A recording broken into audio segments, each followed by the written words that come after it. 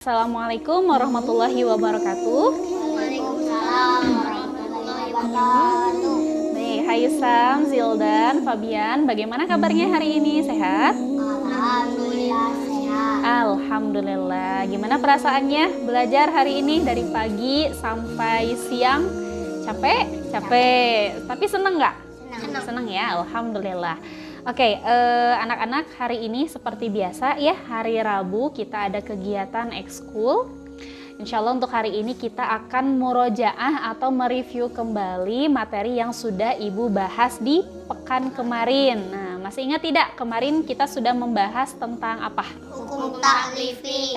Betul sekali, kita sudah membahas tentang hukum taklifi. Coba hari ini kita coba tes ya satu persatu, siap? Siap. Siap. Oke, coba Ibu mau tanya ke Haisam. Haisam, apa yang dimaksud dengan hukum taklifi? Apa itu hukum taklifi? Hukum taklifi itu ialah perintah Allah yang berbentuk pilihan atau tuntutan dan yang dibebankan kepada mukallaf. Ya, betul sekali. Hukum taklifi itu adalah perintah Allah, ya, entah itu berupa larangan, perintah ataupun tuntutan suatu perbuatan yang dibebankan kepada mukallaf. Oke, betul. Selanjutnya, Ibu mau tanya ke Zildan. Zildan, apa itu mukallaf? Mukallaf itu orang yang sudah mencapai masa balik. Nah, betul. Sudah dewasa. Mantap. Mukallaf itu adalah orang yang sudah mencapai masa balik atau sudah dewasa ya, sudah dianggap mampu memahami ketentuan suatu hukum. Nah, itu ya. Betul. Oke, sekarang Ibu mau tanya hukum taklifi itu macamnya ada berapa? 5. Ada 5. Coba sebutkan yang pertama apa saja? Wajib. Ada wajib. Yang kedua? Sunnah. Yang ketiga? Haram. Yang keempat? Makruh. Yang kelima? Mubah. Oke, betul ya. Jadi macamnya hukum taklifi itu ada 5. Yang pertama ada wajib, ada sunnah, ada haram, ada makruh, dan juga ada yang namanya mubah. Oke, selanjutnya Ibu mau coba tanya ke Fabian. Nah, Fabian, apa itu yang dimaksud dengan wajib? Wajib itu yang harus dilakukan. Oke, yang harus dilakukan atau dikerjakan. Bila dikerjakan dapat pahala, bila ditinggalkan dapat dosa. Ya, betul sekali. Jadi wajib itu sesuatu perbuatan yang harus dikerjakan. Bila dikerjakan kita mendapat pahala, namun bila kita meninggalkan kita akan mendapatkan dosa atau siksa. Contohnya apa, Bian? Yang wajib? 5 waktu. Zakat. Nah, membayar zakat. Terus apa lagi? Di bulan Ramadan. Nah, betul, dan lain-lain ya. Ada mengerjakan sholat 5 waktu, terus ada saum di bulan Ramadan, membayar zakat, dan lain sebagainya. Itu termasuk kategori hukumnya wajib, artinya harus dikerjakan ya. Oke, betul Fabian. Yang kedua ada yang namanya hukum sunnah. Coba Ibu mau tanya ke Zildan. Zildan, apa itu hukum sunnah? Yang dianjurkan. Nah, sunnah itu adalah suatu perbuatan yang dianjurkan atau lebih baik dilakukan. Bila dilakukan Dapat pahala, bila tidak dikerjakan gak apa.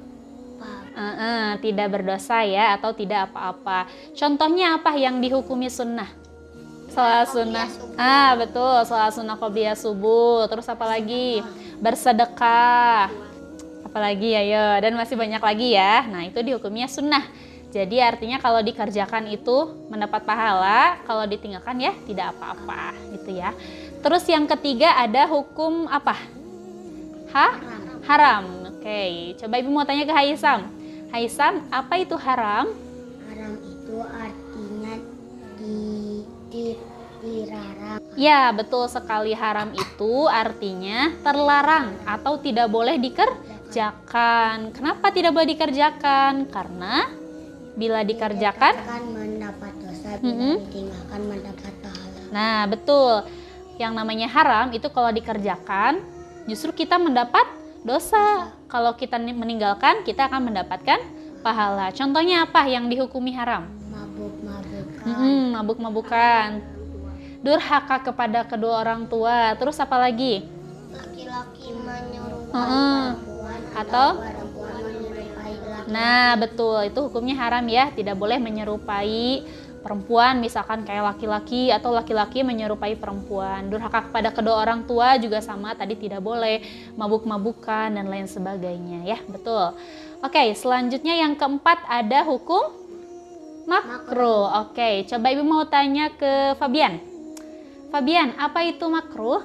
Makruh itu ya yang dibenci lebih baik ditinggalkan. Nah, makruh itu adalah sesuatu yang dibenci atau lebih baik ditinggalkan. Bila ditinggalkan kita akan mendapatkan pahala. Kalau makruh itu kalau ditinggalkan justru kita mendapatkan pahala. Kalau dikerjakan tidak? Nah, tidak apa-apa ya atau tidak berdosa. Contohnya apa yang dihukumi makruh? Meniup makanan yang panas. Meniup makanan yang panas. Apa lagi? Air dengan berlebihan. Menggunakan air secara berlebihan. Terus apa lagi? Makanan yang berbau. Makan makanan yang berbau. Contohnya makan apa? Makan pete, makan jengkol ya, bawang-bawangan ya dan lain sebagainya. Nah, itu hukumnya makruh.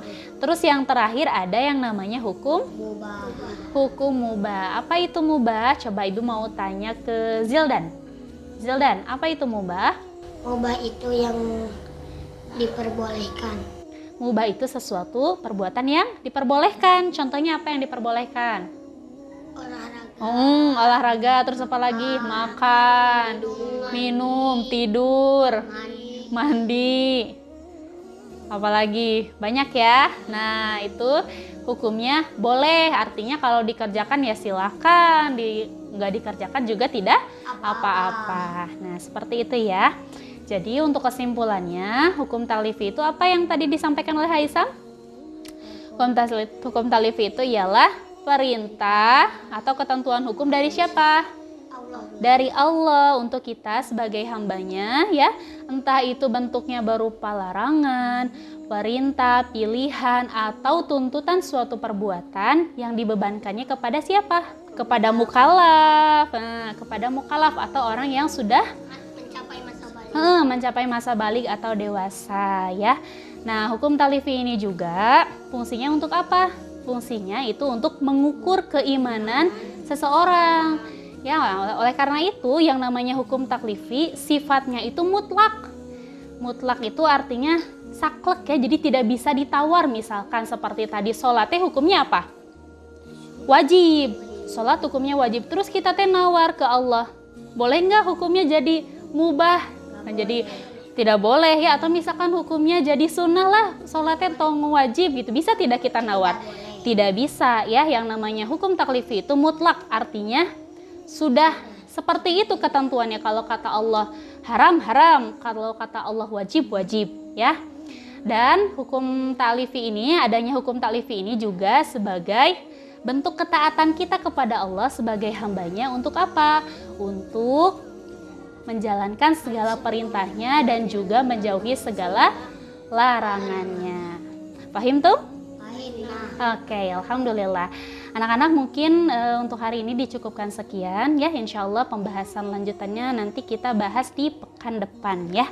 Ibu ucapkan terima kasih atas perhatiannya. Jazakumullah khairan. Kita tutup saja dengan doa. Subhanakallahumma wa bihamdika asyhadu an la ilaha illa anta astaghfiruka wa atubu ilaik. Wassalamualaikum warahmatullahi wabarakatuh. Terima kasih.